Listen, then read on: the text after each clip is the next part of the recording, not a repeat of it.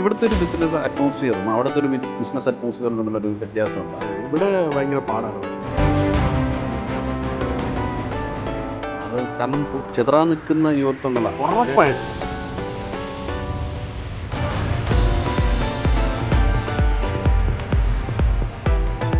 അസൂയാണ് അങ്ങനെ കുറച്ച് പേർക്ക് ഒരു ഫ്രസ്ട്രേഷൻ. കാരണം അവർ ചിന്തിക്കുന്നത് മേ ബി ഞാനൊരു ഇൻഫ്ലുവൻസർ അല്ലെങ്കിൽ വ്ളോഗർ എന്നുള്ള നിലയിലാണ്. ബേസിക്കലി എൻ്റെ ബാക്ക്ഗ്രൗണ്ട് എന്താണ്, ഞാൻ വർക്ക് ചെയ്യുന്ന തലം എന്താണ്, അത്തരം കാര്യങ്ങൾ അവർക്ക് അറിയില്ല. അതാണ് അതിൻ്റെ ഒരു പ്രശ്നം. അവരുടെ ഒരു ഷൂസിൽ നിന്ന് ചിന്തിക്കുമ്പോൾ ഞാനും പുള്ളിയെ പോലെ ഒരു ഇൻഫ്ലുവൻസർ അല്ല, എന്തുകൊണ്ട് എനിക്ക് ഇത്തരം പ്രിവിലേജസുകൾ കിട്ടുന്നില്ല. നമ്മളിപ്പോൾ ഇനോഗ്രേഷൻ ചെയ്യാനായിട്ട് ഒരുപാട് രാജ്യങ്ങളിൽ പോകുന്നുണ്ട്. അപ്പോൾ എന്തുകൊണ്ട് നമ്മളെ വിളിക്കുന്നില്ല, ഇപ്പോൾ എന്തുകൊണ്ട് നമുക്ക് 1000+ അങ്ങനത്തെ ഒരു ചിന്തകളായിരിക്കും അവരെ കൊണ്ട് അത് ചെയ്യിക്കുന്നത്. ആ ഒരു ബേസ്മെൻറ്റിൽ നിന്നായിട്ടാണ് നമ്മൾ വർക്ക് ചെയ്യുന്നുള്ള കാര്യം അവർ അറിയുന്നില്ല. വലിയ രീതിയിലുള്ളൊരു സദാചാരി ഓൺലൈൻ സദാചാര പോലീസിങ് നേരിട്ടിട്ടുള്ളൊരു വ്യക്തി കൂടിയാണ് താങ്കൾ. നമുക്ക് പല ഭാഗത്ത് ഇപ്പോൾ നേരത്തെ പറഞ്ഞപ്പം വ്ളോഗേഴ്സ് ആണെങ്കിൽ കൂടിയും ഏതെങ്കിലും ഒരു തരത്തിൽ, അല്ലെന്നുണ്ടെങ്കിൽ ചില ആൾക്കാരുടെ ഭാഗത്താണെങ്കിൽ മറ്റൊരു തരത്തിൽ, എങ്ങനെ ഇതിനെ കാണണം? സദാചാര പോലീസിംഗ് എന്ന് പറഞ്ഞാൽ ഇപ്പോൾ ഒരു ക്രിമിനൽ ഒഫൻസായിട്ട് നമ്മുടെ രാജ്യത്ത് സംസ്ഥാനത്ത് മാറിക്കഴിഞ്ഞിരിക്കുകയാണ്. നിയമം അതിനെതിരെയുള്ള വകുപ്പുകൾ കൊണ്ടുവന്നു. ഈ ഒരു ഇതിൻ്റെ ഇടയിൽ പറയാമെന്ന് എനിക്കറിയില്ല. ഈ നമ്മുടെ എക്സൈസ് കേസ് വന്ന സമയത്ത് ഞാൻ ആദ്യം ചെയ്ത 2 കാര്യങ്ങളാണ്. ഒന്ന്, കേരളം വിട്ട് ദുബായിൽ പോയി ബാർ തുടങ്ങി. ഇപ്പോൾ എനിക്ക് 3 ബാറുണ്ട് UAE. അതിനോടൊപ്പം തന്നെ ലോ പഠിക്കാൻ തുടങ്ങി. നമ്മുടെ തിരുവനന്തപുരത്ത് ബഹുമാനപ്പെട്ട ലോ അക്കാഡമി കോളേജിൽ ഞാൻ സ്പെഷ്യൽ ബാച്ചിൽ ലോ പഠിക്കുകയാണ്. അപ്പോൾ ഞാൻ നിയമം പഠിക്കാൻ തീരുമാനിച്ചത് ഇത്തരം കേസുകളാണ്. അപ്പോൾ നമ്മളിപ്പം ഇപ്പം ലാസ്റ്റ് ചോദിച്ച അതുമായിട്ട് ഞാൻ ബന്ധപ്പെടുത്തി പറയുകയാണ്. കാരണം നമ്മൾ ഇമാതിരിയുള്ള പ്രശ്നങ്ങൾ അല്ലെങ്കിൽ നെഗറ്റീവ് കാര്യങ്ങൾ വരുമ്പോഴാണ് നമ്മളുടെ ജീവിതത്തിൽ പോസിറ്റീവായിട്ടുള്ള ഓരോ തീരുമാനങ്ങൾ, സംഭവങ്ങൾ ഉണ്ടാകുന്നത്. ഉദാഹരണത്തിന് ഈ 4 എക്സൈസ് കേസ് വന്നപ്പോൾ ദുബായിൽ നിന്ന് എനിക്ക് ഇതുവരെ ജീവിതത്തിൽ പരിചയമില്ലാത്ത ഒരു സുഹൃത്ത് തന്നെ വിളിക്കുകയും ഞാനൊരു ബാർ തുടങ്ങുകയാണ്, ബൈക്കിൻ്റെ അത് പാർട്ണറായിട്ട് ഇരിക്കാൻ പറ്റും. ആദ്യം എന്നോട് ഇൻവെസ്റ്റ്മെൻ്റ് ഒന്നും വേണ്ടാന്ന് പറഞ്ഞിട്ടാണ് നമ്മളൊരു ബാർ ഞാൻ സ്റ്റാർട്ട് ചെയ്യുന്നത്. ഞാൻ എൻ്റെ അത് വർക്കിംഗ് പാർട്ണർ, ലൈക്ക് പ്രൊമോഷൻ മാത്രം ചെയ്യുന്നു, എനിക്ക് റവന്യൂ തരും എന്നുള്ള രീതിയിലാണ്. അത് നല്ല ലാഭകരമായപ്പോൾ ഞാൻ തന്നെ പുള്ളിയോട് സജസ്റ്റ് ചെയ്ത് ഒരെണ്ണം കൂടെ നമുക്ക് തുടങ്ങാമെന്ന് പറഞ്ഞ് ഞാനും കൂടെ ഇൻവെസ്റ്റ് ചെയ്ത് ഒരെണ്ണം തുടങ്ങി. അതും ദൈവം സഹായിച്ച് നല്ല ലാഭകരമായപ്പോൾ നമ്മൾ അടുത്ത് 3ാമത് ഒരെണ്ണം കൂടെ, ഇപ്പോൾ ഇപ്രാവശ്യം 3ാമതൊരു സാധനം കൂടെ നമ്മൾ എടുത്തു. ഇവിടുത്തെ ഒരു ബിസിനസ് അറ്റ്മോസ്ഫിയറും അവിടുത്തെ ഒരു ബിസിനസ് അറ്റ്മോസ്ഫിയറും തമ്മിലൊരു വ്യത്യാസം എന്താണ്? ഇവിടെ ഭയങ്കര പാടാണ് ഭായി. കാരണം നമ്മൾ എന്തൊക്കെ പറഞ്ഞാലും നമ്മൾ നാടിനെ ഇഷ്ടപ്പെടുന്നു, അതൊക്കെ ശരിയാണ്. പക്ഷേ ഇവിടെ ഒരു പ്രസ്ഥാനം കെട്ടിക്കൊണ്ട് പോകാനായിട്ട് ഇപ്പോഴും വരവേൽപ്പിലെ ലാലേട്ടൻ്റെ അവസ്ഥയായിരിക്കും. എപ്പോഴും ഒരു സ്ഥാപനം തുടങ്ങിക്കൊണ്ടും വലിയ പാടാണ്. 4 സൈഡിൽ നിന്ന് തുടങ്ങും. ഓരോ സൈഡിൽ നിന്ന് തുടങ്ങും. നമ്മൾ എവിടെ നിന്നായാലും, തൊട്ടപ്പുറം നിൽക്കുന്നവനായാലും കൂടെ വർക്ക് ചെയ്യുന്നവനായാലും നമ്മളെ മറ്റ് രാഷ്ട്രീയ ഇന്ന പാർട്ടി എന്നില്ല, ആരായാലും ഒക്കെ പ്രത്യേകിച്ച് തൊഴിലാളികളുടെ സൈഡിൽ നിന്നുള്ള പല പ്രശ്നങ്ങളും ഇതെല്ലാം തുടങ്ങും. ഈ UAE എന്ന് പറയുന്ന ഒരു ഡെമോക്രാറ്റിക് കൺട്രി അല്ല, രാജഭരണമുള്ള സ്ഥലമാണ്. അവിടെ പിന്നെ രാജാവിൻ്റെ അടുത്ത് ഈ മാതിരി പരിപാടിയൊന്നും നടക്കത്തില്ല. അവിടെ ഇല്ലേ അവിടെ നിന്ന് രാജ്യത്ത് നിന്നെടുത്ത് വെളിയിക്കളെ, അല്ലെങ്കിൽ പിടിച്ചകത്തിടും, അല്ലെങ്കിൽ ലൈഫൊക്കെ അടിച്ച് കൈ തരും. വേറെ രക്ഷയില്ല. കാരണം ഈ മാനുഫാക്ചേഴ്സ് അല്ലെങ്കിൽ ബിസിനസ് കമ്മ്യൂണിറ്റി വളരെയധികം ആവശ്യം. കാരണം ബിസിനസ് കമ്മ്യൂണിറ്റി ഉണ്ടെങ്കിൽ ബാക്കിയുള്ള ആൾക്കാർക്ക് ജോലി കിട്ടുകയുള്ളൂ. അവർ വളർന്നാൽ മാത്രമേ രാജ്യം മൊത്തത്തിൽ വളരും. ലോകത്തെല്ലായിടത്തും ബിസിനസ്സുകാർ ഏറ്റവും അധികം ആരാധിക്കുന്ന ഒരു ലോകമാണ്. നമ്മളിപ്പം US നോക്കിക്കഴിഞ്ഞ് കഴിഞ്ഞാൽ അവിടുത്തെ പ്രസിഡൻസിൽ ഏറിയ പങ്ക് ബിസിനസ്സുകാരാണ്. അപ്പോൾ ഇങ്ങനെ ലോകവ്യാപകമായി ബിസിനസ്സുകാരെ നമ്മൾ ആരാധിക്കുകയും ബഹുമാനിക്കുകയും ചെയ്യുന്നിടത്ത് ഇപ്പോൾ ഇവിടെ ഉണ്ടാകുന്ന ഒരു ഡിഗ്രേഡ് വലിയ രീതിയിൽ. തീർച്ചയായിട്ടും നമ്മൾ ഒരു വ്യാവസായിക സൗഹൃദ സംസ്ഥാനമെന്ന് എനിക്ക് കേരളത്തെ കൺസിഡർ ചെയ്യാൻ ബുദ്ധിമുട്ടുണ്ട്. കാരണം ഞാനൊരു ബാർ ഞാൻ ഇവിടെ കേരളത്തിൽ തുടങ്ങി വെച്ചു. എനിക്ക് അതിനെക്കുറിച്ചൊരു വീഡിയോ ഇടാൻ പറ്റില്ല, നാളെ കേസാണ്. എങ്ങനെ പിന്നെ ഞാൻ എൻ്റെ ബാറിനെ പ്രൊമോട്ട് ചെയ്യും? എനിക്ക് എവിടെ നിന്ന് കച്ചവടം കിട്ടും? ഞാൻ ആരോടും വന്ന് കുടിക്കാൻ പറയുന്നില്ല. നമ്മൾ അവിടെ ഇന്ന ഭക്ഷണം കിട്ടും എന്നുള്ളതാണ് നമ്മൾ പറയുന്നത്. ഇന്ന സാധനങ്ങൾ കിട്ടും, നിങ്ങൾ എല്ലാവരും അവിടെ നിന്ന് കുടിക്കണം കേട്ടോ, രാവിലെ 2 പേക്ക് അടിക്കണം, വൈകിട്ട് 2 പേക്ക്. നമ്മൾ ആരും പറയുന്നില്ല, ഒരു വീഡിയോയിൽ ഞാൻ പറഞ്ഞിട്ടില്ല. നമ്മൾ പറയുന്നത് എന്താണ്, അവിടെ ഇന്ന ഭക്ഷണം കിട്ടും, ഇന്ന ഫെസിലിറ്റീസ് ഉണ്ടെന്ന് പറയുന്നത്. അതിനെ പരിചയപ്പെടുത്തിയതിനാണ് കേസ് എടുക്കുന്നത്. അപ്പോൾ അതുകൊണ്ട് നമ്മളിപ്പം പോയി പുറത്ത് രാജ്യത്ത് പോയി ഒരു സ്ഥാപനം തുടങ്ങാൻ കാരണം അതാണ്. അല്ലെങ്കിൽ ആ സ്ഥാപനവും ആ ഇൻവെസ്റ്റ്മെൻറ്റും ആ കാശും കിട്ടേണ്ടത് കേരള സംസ്ഥാനത്തിനാണ്. ഇപ്പോൾ ദുബായിൽ നടത്തുന്നതുകൊണ്ട് അതിൻ്റെ വരുമാനവും അതിൻ്റെ കാര്യങ്ങളെല്ലാം അവിടെയാണ് അതിൻ്റെ കാര്യങ്ങൾ. സത്യത്തിൽ കൗൺസിലിംഗ്, ഒരു ബെറ്റർ കൗൺസിലിങ്ങിലൂടെ ആൾക്കാരെ നിയന്ത്രിക്കുകയല്ലേ ഇതിൻ്റെ ഒരു പ്രധാനപ്പെട്ട പോംവഴി? തീർച്ചയായും. അല്ലെങ്കിൽ സർക്കാർ ഇതിൻ്റെ ഉൽപ്പാദനവും വിൽപ്പനയും നിർത്തണം. ഈ സാധനം വിൽക്കാൻ പാടില്ല, ഇത് വിൽക്കുകയും ചെയ്യണം. പിന്നെ ആൾക്കാർ കുടിക്കാനും പാടില്ല, കുടിച്ചിലോട്ട് റോഡിലോട്ട് ഇറങ്ങാനും പാടില്ല, വീട്ടിൽ ഇരുന്ന് അടിച്ചാൽ പ്രശ്നം, 3 ലിറ്റർ കൂടുതൽ കൈവശം വെച്ചാൽ കേസ്, തൊട്ടതിനും പിടിച്ചതിനും എല്ലാം കേസാണ്. ഒരാൾക്ക് 3 ലിറ്ററിൽ കൂടുതൽ മദ്യം കേരള സംസ്ഥാനത്ത് ഒരാൾക്ക് വ്യക്തിപരമായി സൂക്ഷിക്കാൻ പറ്റില്ല. മറിച്ച് UAE പോകുമ്പോൾ ലിറ്റർ കണക്കിന് ഗ്യാരൻ കണക്കിന് വാങ്ങിച്ച് നമുക്ക് വീട്ടിൽ സൂക്ഷിക്കാം ആവശ്യമുണ്ടെങ്കിൽ. വീട്ടിൽ ബാർ പോലെ പോലെയൊക്കെ സെറ്റ്. ഇവിടെ വീട്ടിൽ ബാർ വെച്ച് കഴിഞ്ഞാൽ പിന്നെ അവൻ ജയിലിലാണ്. അതാണ് അവൻ്റെ അവസ്ഥ. അത് അവൻ്റെ ഇഷ്ടമല്ലോ. ഒരാൾ പൈസ കൊടുത്ത് മേടിച്ച് വയ്ക്കുന്ന സാധനം അവന് 3 ലിറ്റർ കൂടുതൽ മേടിച്ച് വയ്ക്കാൻ പറ്റില്ല. എന്തുകൊണ്ടാണ് മേടിച്ച് വയ്ക്കാൻ പറ്റാത്തത്? അത് കച്ചവടം ചെയ്യുന്നവന് തീർച്ചയായും അവനെതിരെ കേസ് ഉണ്ടാവണം. പക്ഷെ അല്ലാതെ വീട്ടിൽ ഇപ്പോൾ എനിക്ക് ഇതിനൊരു ഭയങ്കര ഫാസിനേഷൻ ഉള്ള ആളാണ് ഞാനിതിൻ്റെ കളക്ഷനൊക്കെ. എനിക്ക് അങ്ങനെ ഒരു കളക്ഷൻ എൻ്റെ ഇവിടെ തിരുവനന്തപുരത്ത് വീട്ടിലില്ല, പക്ഷെ ദുബായിലുണ്ട്. ദുബായിൽ ഞാൻ പലപ്പോഴും വീഡിയോകളുണ്ട്. എൻ്റെ ഒരുപാട് wide range varieties of bottles ഉണ്ട്. അത് തിരുവനന്തപുരത്ത് സൂക്ഷിച്ച് കഴിഞ്ഞാൽ അടുത്ത ദിവസം കേസാണ്, റെയ്ഡായി, കേസായി, വാർത്തയായി, ജയിലായി. എന്താണ് പിന്നെ നമ്മളെന്ത് ചെയ്ത്?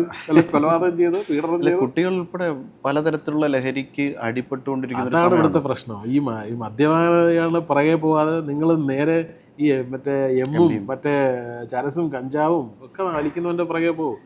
അടിക്കുന്നവൻ്റെ പുറകെ പോകും. പാവ പിടിച്ച് രാവിലെ മുതൽ വൈകുന്നേരം വല്ല വർക്ക് ചെയ്തിട്ട് അവൻ വൈകുന്നേരത്തെ ഒരു ക്ഷീണം മാറാൻ വേണ്ടി ഒരു 2 പെഗ് അടിച്ചിട്ട് റോഡിലോട്ട് ഇറങ്ങുമ്പോൾ അവൻ്റെ നെഞ്ചത്തോട്ട് കയറാതെ ഈ പറയുന്ന പാർട്ടികളിലും സ്കൂളുകളിലും കോളേജുകളിലൊക്കെ ഇപ്പോൾ ഒഴുകി നടക്കുന്ന എല്ലാവരും തന്നെ അടിപൊളെന്നല്ല പറയുന്നത്. അതിൻ്റെ പുറകെ പോകും. അതിനെതിരെ എന്ത് ചെയ്യുന്നു? ഒന്നുമില്ല. വല്ലപ്പോഴും പേരിന് വേണ്ടി അവിടെ 10 ഗ്രാം പിടിച്ചു, 20 ഗ്രാം പിടിച്ചു എന്നൊക്കെ പറഞ്ഞിട്ട് കുറേ സാധനങ്ങൾ പിടിക്കുന്നത്. അതും നാടൻ കഞ്ചാവ് പോലും അല്ല പിടിക്കുന്നത്. ഇപ്പോൾ MDMA ആണ് ഏറ്റവും സജീവമായിട്ട്. ഈ അടുത്ത സമയത്ത് നമ്മുടെ വാർത്തകളിൽ നിറയുന്നതാണല്ലോ, ഒരു ആള് വീട്ടിൽ ചെന്ന് 3 പേരെ കൊന്നുകളഞ്ഞു. 3 പേരെ കൊന്നുകളഞ്ഞു. ഇന്നലെ അധ്യാപകന് നേരെ കൊലവിളി പ്രസംഗം നടത്തുന്ന വിദ്യാർത്ഥി. ഇങ്ങനെയാണ് നമ്മൾ കാണുന്നത്. അപ്പോൾ ഇതിൽ സ്കൂളിലെ കുട്ടികളെ എങ്ങനെ രക്ഷിക്കാം, അവരെങ്ങനെ കൗൺസിലിംഗ് കൊണ്ട് നല്ല മെച്ചപ്പെട്ട വിദ്യാഭ്യാസം. നാളെ സന്തോഷ് ജോർജ് കുളങ്ങരയൊക്കെ അഭിപ്രായപ്പെട്ടതുപോലെ നമുക്ക് ഒരിടത്തുനിന്ന് പോയിട്ട് മര്യാദയ്ക്ക് തിരിച്ചു വരാനുള്ള ഒരു ശേഷി ഇല്ല എങ്കിൽ, അല്ലെങ്കിൽ നമ്മൾ പൊതു ഇടത്തിൽ എങ്ങനെ പെരുമാറണമെന്ന് അറിയില്ലെങ്കിൽ പിന്നെ നമ്മൾ എന്ത് വിദ്യാഭ്യാസമാണ് നമ്മൾ സ്വീകരിക്കുന്നത് എന്നുള്ളതാണ്. തീർച്ചയായിട്ടും നമ്മൾ ഈ ഒരു മദ്യം നല്ലതാണെന്നോ അല്ലെങ്കിൽ മോശമാണെന്നോ ഉള്ളതല്ല. ഇപ്പം നമ്മളുടെ സംസ്കാരം, കേരള സംസ്കാരം എടുത്തു കഴിഞ്ഞാൽ ആയുർവേദത്തിൽ ചരക സംസ്കൃതിയിൽ ഒരു അധ്യായം തന്നെയുണ്ട് എങ്ങനെ മദ്യപിക്കണം. ആയുർവേദത്തിലൊരു പുസ്തകമാണ്, ചരകൻ എഴുതിയതാണ്. മദ്യപിക്കാൻ അടുത്ത് സുന്ദരിയായ പട്ടുവസ്ത്രധാരിയായ ഒരു സ്ത്രീ വേണം. നിങ്ങൾ വായിച്ചു നോക്കിയാൽ അങ്ങനെ ഒരു പാഠമുണ്ട്. ആയുർവേദ ഡോക്ടേഴ്സിനോട് ആരും ചോദിച്ചാലും പറയാം. ഞാൻ അതിനെക്കുറിച്ച് ഡീറ്റെയിൽഡ് ആയിട്ടൊരു വീഡിയോ തന്നെ ചെയ്യണമെന്ന് ആഗ്രഹിക്കുന്ന ഒരാളാണ്. കാരണം അതാണ് അതിൻ്റെ ഒരു ഇമ്പോർട്ടൻസ് അതിൽ അവർ പറയുന്നുണ്ട്. പക്ഷേ അതിന് മിതമായ മദ്യപാനം, പിന്നെ നമ്മൾ ആദ്യം കുളിക്കണം, നല്ല വസ്ത്രം ധരിക്കണം, അടുത്ത് സുന്ദരിയായ ഒരു സ്ത്രീ എന്ന് ഉദ്ദേശിച്ചത് ഭാര്യയോ അല്ലെങ്കിൽ ഗേൾഫ്രണ്ടോ ആയിരിക്കാം, ആരെങ്കിലും അവർ പകർന്നു തരണം എന്നൊക്കെയാണ് അതിൻ്റെ അകത്ത് എഴുതി വെച്ചിരിക്കുന്നത്. വായിച്ചവർക്കറിയാം. അപ്പം അത്തരത്തിലുള്ള പ്രാചീനമായിട്ടുള്ള നമ്മുടെ സംസ്കാരത്തിലുള്ള ഒരു സാധനമാണ്. ഇപ്പോൾ ദേവന്മാരും മറ്റേ അവരൊക്കെ അവരുടെ സഭകളിൽ സോമരസമൊക്കെ ഒഴുകിയ ഉണ്ടല്ലോ, ഈ പാലാഴി കടഞ്ഞെടുത്ത സാധനം ഉൾപ്പെടെയുള്ള. അതെല്ലാം നമ്മുടെ ഒരു സംസ്കാരത്തിൻ്റെ ഭാഗമാണ്. അത് സൈഡിൽ മാറി. ഇപ്പം കഞ്ചാവ് എന്ന് പറഞ്ഞ സാധനം ശിവമൂലിയാണെന്ന് പറയപ്പെടുന്നു, അത് മാറി. പക്ഷേ ഇപ്പോൾ പ്രചരിക്കുന്ന ഈ അല്ലെങ്കിൽ ഇതുപോലുള്ള കെമിക്കൽ അടങ്ങിയ ഒരുപാട് സാധനങ്ങൾ ആൾക്കാരിലേക്ക് അമിതമായ ഉപയോഗവും ഒക്കെ ആയിട്ട് വലിയ പ്രശ്നമായിട്ട് വരുന്നു. പിന്നെ ഇന്ന് ഒരാളെ ടാർഗറ്റ് ചെയ്ത് ഏറ്റവും എളുപ്പം ട്രാപ്പ് ചെയ്യാൻ പറ്റുന്ന സാധനം രണ്ട് കാര്യങ്ങളുണ്ട്. ഒന്ന് സ്ത്രീയും ഒന്ന് ഈ ഇതുപോലുള്ള മറ്റേ ലഹരി വസ്തുക്കളുമാണ്. ഇവിടെ ഇപ്പം നമ്മളെ അടുത്തൊന്നും ഒരാൾ പോക്കറ്റിലൊരു സാധനം വെച്ചിട്ട് പോയാൽ പോലും നമ്മൾ പ്രതിയാണ്. അതെങ്ങനെ വന്നു എന്നുള്ളത് നമ്മൾ തെളിയിക്കേണ്ട നമ്മുടെ ഉത്തരവാദിത്വമായി മാറും. മറ്റിടങ്ങളിലെല്ലാം ഇദ്ദേഹം തെളിയിക്കപ്പെടുന്നവരെ അല്ലാതിരിക്കുകയും ഇവിടങ്ങളിൽ ഇതിൻ്റെ ഉത്തരവാദിത്വം ഇയാളിലാക്കുകയും ചെയ്യും. പിന്നെ അത് നമ്മൾ തെളിയിച്ചാൽ നമ്മൾ നിരപരാധിയായി എന്നുള്ളതാണ്. പക്ഷെ പഴയ കാലമൊന്നുമല്ല ഇപ്പം. പക്ഷേ വളരെ അത്തരം ബാക്ക്ഗ്രൗണ്ടുകൾ പഠിക്കാനും അതെങ്ങനെ വന്നു എന്ന് കണ്ടുപിടിക്കാനും ഒക്കെ ഉള്ള ഇതുള്ള കാലമാണ്. പക്ഷേ നമ്മളല്ലേ ഇത്തരം ഉള്ള സാധാരണ പാവപ്പെട്ട സാധാരണക്കാരനായിട്ടുള്ള ഒരു എന്താ പറയുക, ഒരു ആവറേജ് ബിലോ ആവറേജ് കുടുംബത്തിലുള്ള ഒരു മദ്യപാനിയുടെ പുറകെ പോകാതെ നിങ്ങൾ ശക്തമായി ഈ പറയുന്ന ലഹരിക്കെതിരെ പൊരുതുക. ഒരുപാട് നിങ്ങളുടെ കുട്ടികൾ ഉൾപ്പെടെയുള്ള കുട്ടികളെ രക്ഷപ്പെടുത്തുക എന്നുള്ളതാണ് പറയാനുള്ളത്. അത് കാരണം ചെതറാൻ നിൽക്കുന്ന യുവത്വങ്ങളാണ് ഉറപ്പായിട്ടും. അപ്പോൾ നമ്മളതിൽ കൺട്രോൾ വന്നില്ലെങ്കിൽ ഈ മദ്യത്തിൻ്റെ പുറകെ പോകാതെ ആൾക്കാർ ഈ ലഹരിക്കെതിരെ പോകുന്നവരെ നിങ്ങൾ ബോധവൽക്കരിക്കുക, അവരെ കണ്ടുപിടിക്കുക, ശിക്ഷിക്കുക എന്നുള്ളതാണ്. ഈ പാവം പിടിച്ച 2 അടിക്കുന്നവൻ്റെ പിടിച്ച് കൂമ്പിനിടിയും കൊടുത്ത് കുടിയനെന്ന പേരും മറ്റേത് ഇച്ചിരി ഒരു സ്റ്റാൻഡേർഡുള്ള സാധനമൊന്നും എല്ലാവരും എനിക്കറിഞ്ഞൂടാ. നമ്മൾ ഈ അടുത്ത് ഏറ്റവും കൂടുതൽ പെൺകുട്ടികൾ പഠിക്കുന്ന സ്ഥാപനത്തിനകത്താണ് സീനിയർ പെൺകുട്ടികൾ ചെറിയൊരു പെൺകുട്ടിയുടെ ഇടിച്ചയാളുടെ കുറുക്കൊക്കെ ഇല്ലാതാക്കിയത്. അപ്പോൾ വലിയൊരു ദോഷകരമായത്. അപ്പോൾ ഈ രീതിയിലൊരു സദാചാര പോലീസിങ് മദ്യത്തിനെതിരെ മാത്രമല്ല, ചേട്ടനെതിരെ വളരെ നല്ല രീതിയിലുള്ള ഓൺലൈൻ സദാചാര പോലീസിങ് നടന്നതായിട്ട് ഈ ഒരു നെഗറ്റീവ് കമൻസുകളും നെഗറ്റീവായിട്ടുള്ള ഇതിനെയൊക്കെ എങ്ങനെ നേരിടുന്നത്? ഞാൻ പൊതുവേ ഇത്തരം കമൻറ്റുകളെ വെൽക്കം ചെയ്യുന്ന ഒരാളാണ്. കാരണം എന്നെ സംബന്ധിച്ചിടത്തോളം ഞാൻ ചെയ്യുന്ന പല വീഡിയോകളിലും വരുന്ന കമൻറ്റുകളുടെ എണ്ണമാണ് അതിൻ്റെ റീച്ച് കൂട്ടുകയും അല്ലെങ്കിൽ അതിനെ മറ്റൊരു തലത്തിലേക്ക് എത്തിക്കുകയും ചെയ്യുന്നത്. അപ്പോൾ ഞാൻ welcoming all the negative comments from people. പക്ഷേ ചേട്ടൻ്റെ കൂടെ ഉള്ള ആൾക്കാരെ കൂടി പറഞ്ഞാൽ ഞാൻ പ്രതികരിക്കാറുണ്ട്. എന്നെ പറഞ്ഞാൽ ഞാൻ സാധാരണ ഞാൻ മൈൻഡ് ചെയ്യാറില്ല. എൻ്റെ കൂടെ വർക്ക് ചെയ്യുന്ന പല കുട്ടികളെയും പറഞ്ഞു ഞാൻ വീട്ടിൽ പോയി പൊക്കി എടുത്ത് പോലീസ് സ്റ്റേഷനിൽ കൊണ്ട് കൊടുത്തിട്ടവരുണ്ട്. അത്ര ആ വീഡിയോ ഞാൻ ഇട്ടിട്ടുണ്ട്. അതിനുശേഷം കുറേ ശല്യമൊക്കെ കുറഞ്ഞിട്ടുണ്ട്. അത്തരത്തിൽ സ്ഥിരമായി എന്നോട് വീഡിയോ ചെയ്യുന്ന ഒരു പെണ്ണെ കുറിച്ചിട്ട് കമൻറ്റ് ഇടുന്ന ഒരുത്തുന്നുണ്ട്. ഭയങ്കര ഞരമ്പ് കമൻറ്റാണ് അവന്. മറ്റേ അവിടെ തടവണം, ഇവിടെ തടവണം, അവിടെ വിരൽ കടത്തണം എന്നൊക്കെ പറഞ്ഞിട്ട് അവൻ കമൻ്റ് ആയിരുന്നു. ഞാൻ വീട്ടിൽ പോയി അവന് വിരൽ കടത്തി കൊടുത്തായിരുന്നു. അല്ല, അതൊരു ഗതികേടാണ്. കാരണം ഒരു ക്രൈം ചെയ്യുന്ന ഒരാളിനെ പണിഷ് ചെയ്യേണ്ടതിന്റെ ബാധ്യത നമുക്ക് ഞാൻ പോലീസിൽ പരാതി കൊടുത്തു. അതെ, അവിടുന്ന് ഒരു വലിയ റെസ്പോൺസ് വന്നില്ല. ഞാൻ തന്നെ പോയി ഇതിപ്പം ഇപ്പം എനിക്കറിയില്ല ഞാൻ ചെയ്ത് തെറ്റാണോ ശരിയാണോ എന്ന് എനിക്കറിയില്ല. ഞാൻ തന്നെ പോയി അവനെ വീട്ടിൽ പോയി കണ്ട് മുനഞ്ഞു വാ എന്താണ്. അപ്പം അവൻ എന്നെ കണ്ടു, ആ ചേട്ടനാ എന്തിവിടെ, ഇന്നലെ രാത്രി നീട്ട കമൻറ്റ്, അത് ചേട്ടാ ഞാൻ അടിച്ച് വിറ്റായിരുന്നു ചേട്ടാ അപ്പം ഇട്ടാണെന്ന്. അവൻ മുനഞ്ഞു വാ എന്ന് പറഞ്ഞ് ഞാൻ പതുക്കെ അവനെ കാര്യങ്ങളൊക്കെ പറഞ്ഞ് മനസ്സിലാക്കി സ്റ്റേഷനിൽ കൊണ്ടുപോയി അവന് താക്കീത് ചെയ്ത് വിട്ടു. അത്രയേ ഉള്ളൂ വകുപ്പ്. നമ്മുടെ സൈബർ ബുള്ളിങ് എന്ന് പറയുന്നത് വലിയ. പക്ഷെ മറിച്ച് ഞാനൊരു സ്ത്രീയോ അല്ലെങ്കിൽ ഞാനൊരു നടിയോ അല്ലെങ്കിൽ പ്രമുഖയായിട്ടുള്ള ഒരു യുവതിയോ ഒന്നും ആവണ്ട, ഒരു സാധാരണ ഒരു സ്ത്രീ ആയാലും മതി. ആയിരുന്നെങ്കിൽ അതിൻ്റെ കളറേ അങ്ങ് മാറിയെന്ന് പറഞ്ഞാൽ അവൻ നേരെ 14 ദിവസം റിമാൻഡ്, പിന്നെ അവൻ പ്രതി, അവൻ്റെ കേസ് ക്രിമിനൽ റെക്കോർഡ്, അവൻ്റെ പാസ്പോർട്ട് പിടിച്ചു വയ്ക്കുക, അവൻ്റെ ജീവിതം തീർന്നു. പക്ഷെ പുരുഷന് ഒരു കാര്യം ചെയ്താൽ അവൻ ഇതിലൊരു ഇടപെട്ട് ഇങ്ങനെയൊക്കെ ചെയ്തു കഴിഞ്ഞാൽ അതിന് വലിയ പ്രശ്നമാണ്. നമ്മൾ കോൺസ്റ്റിറ്റ്യൂഷൻ തന്നെ എത്രത്തോളം നല്ല ശക്തമായി ബാധിക്കുന്നു. ഈക്വാലിറ്റി, ഈക്വൽ പ്രൊട്ടക്ഷൻ പറയുമ്പോഴത്തേക്കും ഈക്വാലിറ്റി നിലനിൽക്കുന്നില്ലെന്നാണ്. നമ്മൾ രാഹുൽ ഈശ്വർ ഒക്കെ പറയുന്ന പോലെ പുരുഷ കമ്മീഷൻ്റെ ആവശ്യം നമ്മുടെ നാട്ടിൽ പുരുഷ കമ്മീഷൻ്റെ ആവശ്യം വളരെ ശക്തമാണ്. കാരണം പുരുഷൻ്റെ അവകാശങ്ങളെ കുറിച്ച് എത്രയോ പുരുഷന്മാർ വീട്ടിൽ സ്ത്രീകളിൽ നിന്നും മർദ്ദനമേറ്റ് ആവശ്യമായിട്ട് കിടക്കുന്ന എത്രയോ. ഞാൻ ഈയിടയ്ക്ക് ബാറിൽ വെച്ചിട്ട്, നമ്മുടെ ദുബായ് ബാറിൽ വെച്ചിട്ട് ഒരാളെ പരിചയപ്പെട്ടായിരുന്നു. ഒരാൾ എൻ്റെ അടുത്ത് വന്ന് കണ്ട് ഫോട്ടോയൊക്കെ എടുത്തിട്ട് പറഞ്ഞ് എനിക്ക് നിങ്ങൾ വലിയ ഇഷ്ടമാണ് കാര്യങ്ങളൊക്കെയാണ്. അപ്പോൾ ഞാൻ ഇപ്പോൾ പുള്ളി നാട് എവിടെയാണ് വീട് എവിടെയാണെന്നൊക്കെ ചോദിച്ചപ്പോൾ പുള്ളി ഒരു ഡിവോഴ്സൊക്കെ ആയിട്ട് ഇരിക്കുകയാണ്. ഞാൻ കാരണം ചോദിച്ചപ്പോൾ പറയുകയാണ് ഭാര്യ പുള്ളിയെ ഭയങ്കരമായിട്ട് ഉപദ്രവിക്കുന്നു എന്നുള്ളതാണ് പുള്ളിയുടെ ഏറ്റവും വലിയ പരാതി. അങ്ങനെയാണ് പുള്ളി കുടിയൊക്കെ തുടങ്ങുന്നത് തന്നെ. പുള്ളിക്കാരി എന്താ പറയൽ, എന്തോ ഷീഷോസ്കീമി അങ്ങനെ എന്തൊക്കെ ഒരു എനിക്കറിയില്ല അസുഖത്തിൻ്റെ പേര്, എന്തൊരു അസുഖത്തിൻ്റെ പേരൊക്കെ പറയുന്നു. അതാണ് പുള്ളിക്കാരിക്ക്. അപ്പോൾ അത്തരത്തിലുള്ള പീഡനം അനുഭവിക്കുന്ന എത്രയോ പുരുഷന്മാരുണ്ട്. സ്ത്രീകളിൽ നിന്ന് ലൈംഗികമായി ചൂഷണം അനുഭവപ്പെടുന്ന എത്രയോ ആൾക്കാരുണ്ട്. ഞാൻ എൻ്റെ ഇൻബോക്സ് എടുത്ത് വേണമെങ്കിൽ ചേട്ടൻ കാണിച്ചാൽ എനിക്ക് ഒരുപാട് സ്ത്രീകൾ മെസ്സേജ് അയക്കാറുണ്ട്. നമ്മളിതൊന്നും എടുത്ത് കൊട്ടിഘോഷിക്കാറില്ല, അതൊന്നും വലിയ കാര്യമാണെന്ന് പറയുന്നുമില്ല. കാരണം പുരുഷന്മാർക്കും ലൈംഗികമായ ചൂഷണങ്ങൾ ഉണ്ടാകാറുണ്ട്. നമ്മളിതിനെ എടുത്ത് കാണിച്ച് സ്ക്രീൻഷോട്ട് വിട്ടിട്ട് നമുക്കിതായിട്ട് കുറേ സ്ത്രീകൾ ഇങ്ങനെ മെസ്സേജ് അയക്കുന്നു എന്ന് പറഞ്ഞാൽ വലിയ ആളാവാനും നമ്മൾ ശ്രമിക്കാറില്ല. മറിച്ചൊരു സ്ത്രീക്കാണ് ഏതെങ്കിലും ഒരു പുരുഷൻ്റെ അബദ്ധത്തിന് ഒരു ലവ് ഇമേജ് പോയാൽ പോലും അവരതിനെ വലിയ ഇതായിട്ട് നിങ്ങൾ കാണാൻ കൊള്ളാമെന്ന് പറഞ്ഞാൽ പോലും അതിനൊരു ലൈംഗിക ചുവയുള്ളൊരു വർത്തമാനമായി മാറ്റി അതിൽ ട്രാപ്പ് ചെയ്യാനൊരു വലിയ സംഭവമാക്കി മാറ്റാറുണ്ട്. അതാണ് ഈ പുരുഷനും സ്ത്രീയും തമ്മിലുള്ള വ്യത്യാസം എന്ന് പറയുന്നത്. സീരിയസ് ആയിട്ട് നമ്മൾ വിചാരിക്കുന്നതിലും ഒരുപാട് ഫെറ്റിഷായിട്ടുള്ള സ്ത്രീകളുള്ള സ്ഥലമാണ്. ഞാനിതൊക്കെ പോസിറ്റീവായിട്ട് കാണും, ഞാനിതൊക്കെ എൻജോയ് ചെയ്ത് കളയുന്ന ഒരാളാണ്. നമ്മളുടെ അടുത്ത് അത് പറയുമ്പോൾ നമുക്ക് സന്തോഷം, നമ്മളെ ഇത്രയും പോസിറ്റീവായിട്ട് കാണുന്ന ഒരുപാട് പേരുണ്ടല്ലോ എന്ന് നമ്മൾ ആഗ്രഹിക്കും. ഞാൻ പൊതുവെ എന്നെക്കുറിച്ച് ഞാനൊരു ബിലോ ആവറേജ് ആളെന്ന് സ്വയം വിശ്വസിക്കുന്ന ആളാണ്. സൗന്ദര്യത്തിൻ്റെ കാര്യത്തിലായാലും എൻ്റെ മറ്റ് ശരീരത്തിൻ്റെ കാര്യത്തിലായാലും എന്തിലായാലും ബിലോ ആവറേജ് എന്ന് വിശ്വസിക്കുന്ന ഒരാളാണ്. അപ്പോൾ അത്തരത്തിലുള്ള എനിക്ക് വളരെ പോസിറ്റീവായിട്ട് അത്ര ഒരുപാട് പേരിൽ നിന്ന് നല്ല കാര്യങ്ങൾ കേൾക്കുമ്പോൾ നമുക്ക് സന്തോഷമാണ് വരുന്നത്. അത് മറിച്ച് അതിനെ നമ്മൾ നെഗറ്റീവായിട്ട് എടുത്തിട്ട് അതിനെ ഇതാക്കാൻ ശ്രമിക്കാറുമില്ല. അതെ, അതേപോലെ ഈ ബോഡി ഷേമിങ് ഏൽക്കാറുണ്ട്. അത്യാവശ്യം നല്ല വണ്ണമുള്ള ആളെന്ന നിലയിൽ ബോഡി ഷേമിങ്. പക്ഷേ താങ്കളെപ്പോലുള്ള ആൾക്കാർ വളരെ സ്വീകാര്യമായ രീതിയിൽ ഇങ്ങനെ മുന്നോട്ട് വന്ന സമയത്ത് അത്തരം ഫിസിക്കലി അത്രയും നല്ല അത്തരത്തിലുള്ള ആൾക്കാർ വളരെ ഹെൽത്തിൻ്റെ ഒരു ലക്ഷണമായിട്ടാണ് കുറച്ചു കാലം മുന്നേ നിങ്ങൾ കണക്കാക്കിയത്. പക്ഷേ ഇന്നത് മറ്റൊരു രീതിയിലാണ് കണക്കാക്കുന്നത്. പക്ഷേ അവർ ഒതുക്കപ്പെടാൻ പാടില്ല. അത്തരം ആൾക്കാർ മുഖ്യധാരയിലേക്ക് കടന്നു വരണം, അവരെ കൂടി വലിയൊരു പ്രചോദനമാണ്. തീർച്ചയായിട്ടും എന്നെ ഒരുപാട് പേര് അങ്ങനെയാണ് വളരെ ഇഷ്ടപ്പെടുന്നത്. കാരണം ഞാൻ പൊതുവേ എല്ലാവരും എന്നെ ഒരു സ്കൂൾ കാലഘട്ടം മുതൽ, ഞാൻ പണ്ട് മുതൽ ഒരു ഓവർസീസ് ബേബിയായിരുന്നു.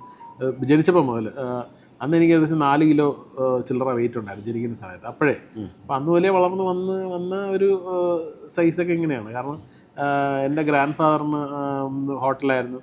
അപ്പം നമ്മളങ്ങനെ വീട്ടിൽ ഇപ്പോഴും ഉണ്ടോ കട, മാമനാണ് നടത്തുന്നത്. അപ്പം അതിൻ്റെ ഒരു വീഡിയോ പോലും ഞാൻ ചെയ്തിട്ടില്ല കേട്ടോ, അത് സ്വന്തം സ്ഥാപനം വേണ്ടാണ്. അപ്പം അത്തരത്തിലുള്ള ഭക്ഷണം കഴിച്ചൊക്കെ ഒരു കുഞ്ഞു മുതൽ നമ്മൾ അവിടുന്ന് ഭക്ഷണം കഴിക്കുന്നത്. അപ്പം അന്ന് മുതലേ ഞാൻ വലിയ തടിയുള്ള ഒരാളും ഒക്കെയാണ്. ഈ ഒരു സൈസ് എപ്പോഴും മെയിൻറ്റെയിൻ ചെയ്തിട്ടുള്ള ഒരാളാണ്. അതുകൊണ്ട് എനിക്ക് ഹെൽത്ത് പ്രോബ്ലംസ് ഒന്നുമില്ല. അപ്പോൾ പക്ഷേ ആൾക്കാർ അന്ന് മുതലേ കളിയാക്കുന്നതാണ്, തടിയൻ എന്നുള്ളൊരു പേര് എപ്പോഴും ഉള്ളതാണ്. പക്ഷേ എനിക്ക് ഞാനതിനെ സെല്ല് ചെയ്ത ഒരാളാണ്. ആ തടി ഞാൻ സെല്ല് ചെയ്തെന്നുള്ളതാണ്. അല്ല, അതൊരു അനുഗ്രഹമാണ്. കാരണം ഒരുപാട് പേർക്ക് അതിലേക്ക് ഫ്രണ്ടിലേക്ക് വരാനുള്ള ഒരു പ്രചോദനം കൂടിയാണ്. തടി ഒരു ഫാക്ടറേ അല്ല കേട്ടോ. നമ്മൾ പൊതുവേ തടിയന്മാരെ ഇഷ്ടപ്പെടുന്ന ഒരുപാട് ആൾക്കാരുണ്ട്. എൻ്റെ സ്വന്തം അനുഭവം കൊണ്ട് നിങ്ങൾക്ക് തടി ഉണ്ടെങ്കിൽ നിങ്ങൾ അതെങ്ങനെ നിങ്ങൾക്ക് ഒരുപാട് കുറയ്ക്കാനും നിൽക്കേണ്ട, ഒന്ന് ഹെൽത്തി ആയിട്ടിരിക്കുക, നല്ല മാക്സിമം നല്ല ഷേപ്പിലാക്കാൻ നോക്കുക. തടി ഒരു വിഷയമല്ല, ഒരു കാരണത്തിലും ഒരു വിഷയമല്ല. എല്ലാവരും നല്ല തടി എന്നാണ് പറയുന്നത്, ചീത്ത തടി എന്ന് ആരും പറയാറില്ല. നല്ല ആയിട്ട് നല്ല സ്നേഹമായിട്ട് ഒരുപാട് പേര്. ഏറ്റവും കൂടുതൽ എനിക്ക് ഉണ്ടാകുന്ന സ്ത്രീകളിൽ നിന്നുണ്ടാകുന്ന ഏറ്റവും വലിയൊരു ബുള്ളിങ് എൻ്റെ ഈ കവിളിൽ 2 സൈഡിൽ. ആദ്യമൊക്കെ ഞാൻ എൻജോയ് ചെയ്തെങ്കിൽ ഇപ്പം പക്ഷേ പെട്ടെന്ന് ഇത് വരും. കാരണം ഇങ്ങനെയൊക്കെ പിടിച്ച് വലിച്ചളയും ഭയങ്കരമായിട്ട് ഈ 2 സൈഡിലൊക്കെ പിടിക്കുന്ന അത്രയും. അത് തടിയുള്ളതുകൊണ്ടാണ്. അല്ലെങ്കിൽ ഒട്ടി വലിഞ്ഞ കവളുള്ള ഒരാളുടെ പറ്റത്തില്ല, തോന്നത്തില്ല. അത് പോസിറ്റീവായിട്ട് കാണുന്നു. ഇതിന് നെഗറ്റീവ് ഉണ്ടാവാം. വലിയ വണ്ണമുള്ള മുഖം എന്ന് അതിനെ പറയാം, വണ്ണമുള്ള ശരീരം എന്ന് പറയാം.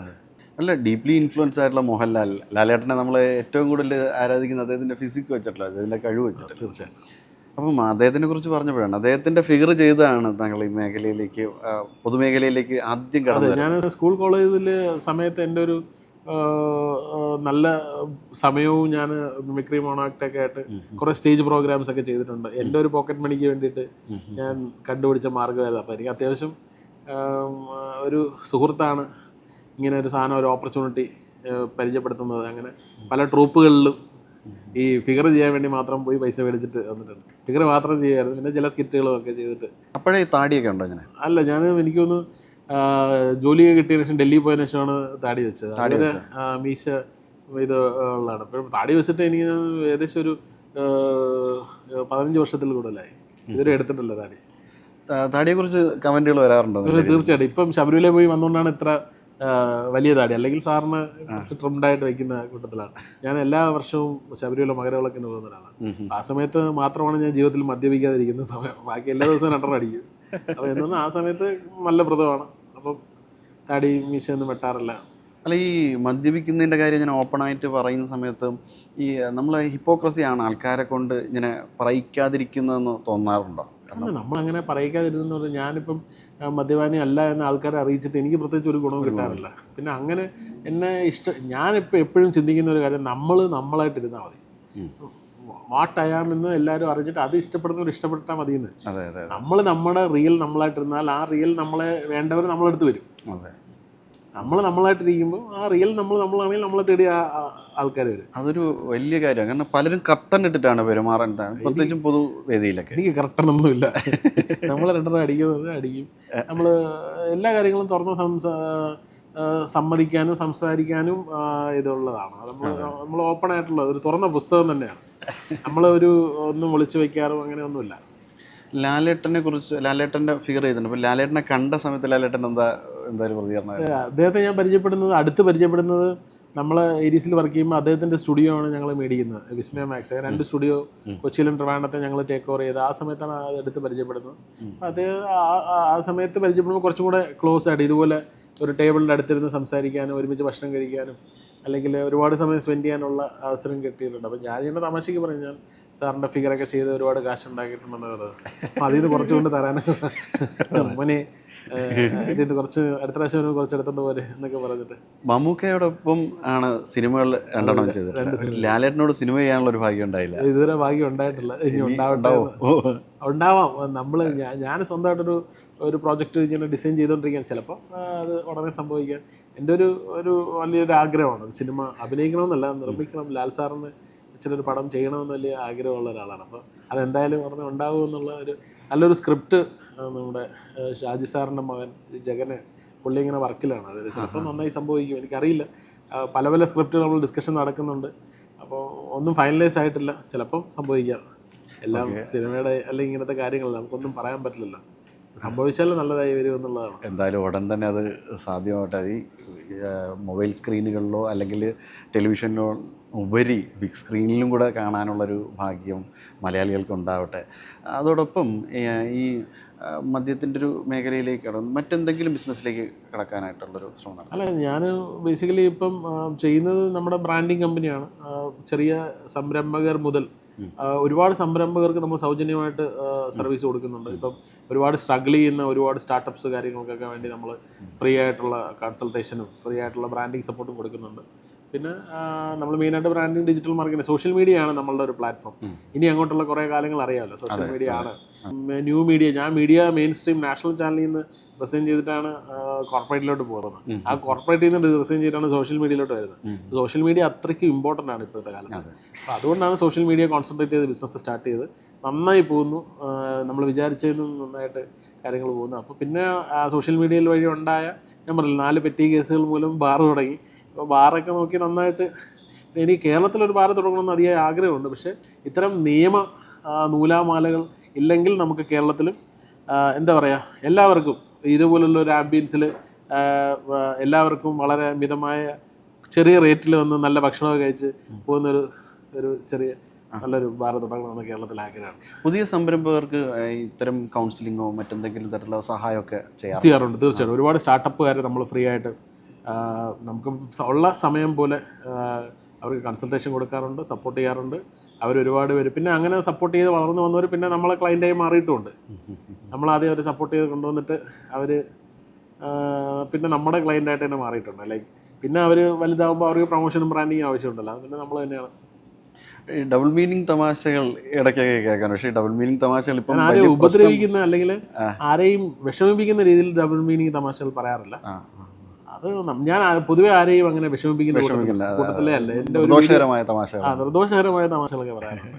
അപ്പോൾ നമ്മൾ ഇപ്പം അത് ചിന്തിക്കുന്നവൻ്റെ കുഴപ്പമാണെന്ന് ഞാൻ പറയും. ഞാൻ തിരുവനന്തപുരത്ത് ഏതെങ്കിലും കടയിൽ പോയി ഒരു എക്സാമ്പിൾ പറയണം, ഒരു വത്സൻ കഴിച്ചു.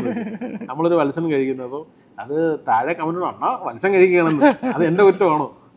അപ്പം അത് ചിന്തിക്കുന്നവൻ്റെയും കാണുന്നവൻ്റെയും മനസ്സിൽ വൈകൃതമായി കാണാം, ആശ്വസിക്കാം.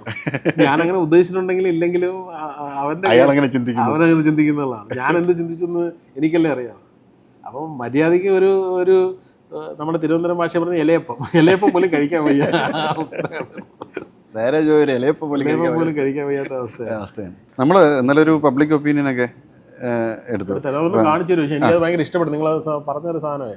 അപ്പം അത് ചിന്തിക്കുന്നവൻ്റെയും കാണുന്നവൻ്റെയും മനസ്സിൽ വൈകൃതമായി കാണാം, ആശ്വസിക്കാം.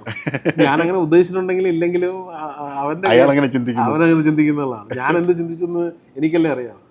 അപ്പം മര്യാദയ്ക്ക് ഒരു നമ്മുടെ തിരുവനന്തപുരം ഭാഷ പറഞ്ഞ ഇലയപ്പം പോലും കഴിക്കാൻ വയ്യ അവസ്ഥയാണ്.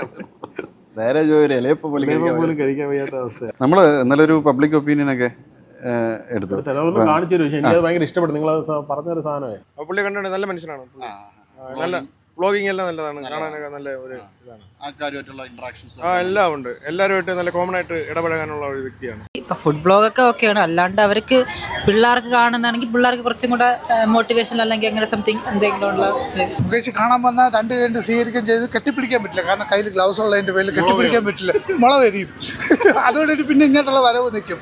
ഒരു ദിവസം നേരിൽ കാണാൻ ആഗ്രഹിക്കുന്നു തീർച്ചയായിട്ടും. തിങ്കളാഴ്ച ഒഴിച്ച് ഏത് ദിവസം വന്നാലും ഞാനിവിടെ കാണാം. ഇത് ഇത്തരത്തിലുള്ള വീഡിയോസ് യൂട്യൂബിലേക്കും ഇൻസ്റ്റയിലേക്കും വരുമ്പോഴത്തേക്കും ഒരു ഓപ്പൺ പ്ലാറ്റ്ഫോം എന്ന നിലയിൽ വരുമ്പോഴത്തേക്കും അത് കുട്ടികളെയൊക്കെ നെഗറ്റീവായിട്ട് ബാധിക്കും.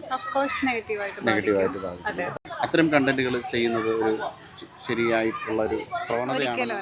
ഒരിക്കലല്ല, ഇത് പ്രൊമോട്ട് ചെയ്യുന്നതിനോട് ഒട്ടും താല്പര്യമില്ല. നമ്മൾ ഇന്നലെ ഒരു പബ്ലിക് ഒപ്പീനിയൻ ഇതിനുവേണ്ടി പ്ലാൻ ചെയ്തൊരു പബ്ലിക് ഒപ്പീനിയൻ നടത്തിയിട്ടുണ്ട്. അപ്പം തിരുവനന്തപുരത്ത് മ്യൂസിയം ആ ഭാഗങ്ങൾ എല്ലായിടത്തും നടത്തി. ഒരു 90% കമൻറ്റുകൾ. കാരണം ഇതിന് മുന്നേ ഒരു ഇൻ്റർവ്യൂവിൽ വളരെ നെഗറ്റീവായിട്ടുള്ള ക്വസ്റ്റ്യൻസ് കേൾക്കുന്നത് കണ്ടിട്ടാണ് നമുക്കൊരു പബ്ലിക് ഒപ്പീനിയൻ എടുത്താലോ എന്ന് തോന്നിയത്.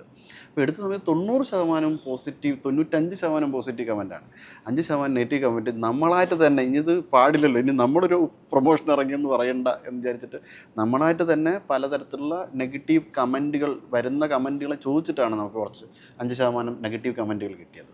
ഇത് എന്ത് തോന്നുന്നത്? അത് സന്തോഷം തോന്നുന്നു. കാരണം ജനങ്ങൾ എപ്പോഴും റിയലായിട്ട് നിൽക്കുന്നവരെ അക്സെപ്റ്റ് ചെയ്യുക എന്നുള്ളതാണ് എൻ്റെ ഒരു വിശ്വാസം. കാരണം നമ്മളവിടെ എവിടെ ഫേക്ക് ആവുന്നു അതിനൊരു ഒരു എക്സ്പയറി ഡേറ്റ് ഉണ്ട്.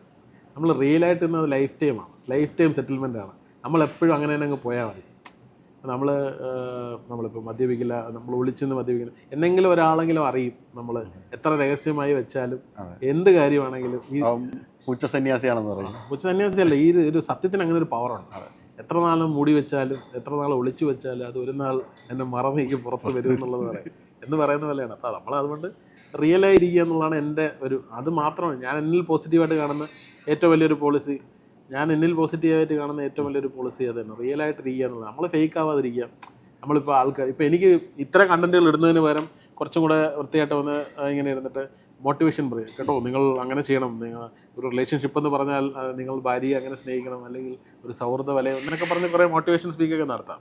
അത്തരം കപടതയോട് എനിക്ക് അല്ല, മോട്ടിവേഷൻ ചെയ്യുന്നവരെല്ലാവരും കപടതാണെന്നല്ല ഞാൻ പറയുന്നത്. പക്ഷേ നമ്മൾ മോട്ടിവേഷൻ ചെയ്യിപ്പിക്കാൻ അല്ലെങ്കിൽ പറഞ്ഞു കൊടുക്കാൻ നമ്മൾക്ക് എന്ത് അർഹതയാണുള്ളത് എന്നുള്ളതാണ് എൻ്റെ ചോദ്യം. We are not perfect, none is perfect എന്ന് വിശ്വസിക്കുന്നു. നമ്മൾ ആദ്യം ചെയ്തതിന് ശേഷം മറ്റുള്ളവർ കാരണം നമ്മളിപ്പോൾ ഒരാളുടെ സക്സസ് ക്ലാസ്സുകൾ എടുക്കുന്നു, സക്സസ് സ്റ്റോറീസ്, നമുക്ക് മറ്റുള്ളവരുടെ സക്സസ് സ്റ്റോറീസ് അവരെ ബുക്ക് അവർ വാങ്ങിച്ചങ്ങ് വായിച്ചാൽ പോരെ. ഞാനത് വായിച്ച് പഠിച്ചിട്ട് വേറൊരാൾക്ക് പറഞ്ഞു കൊടുക്കണം, അതിൻ്റെ ആവശ്യമില്ല. നമ്മളെ സക്സസ് കാണിച്ച് അവരെ ഇൻഫ്ലുവൻസ് ചെയ്യാം.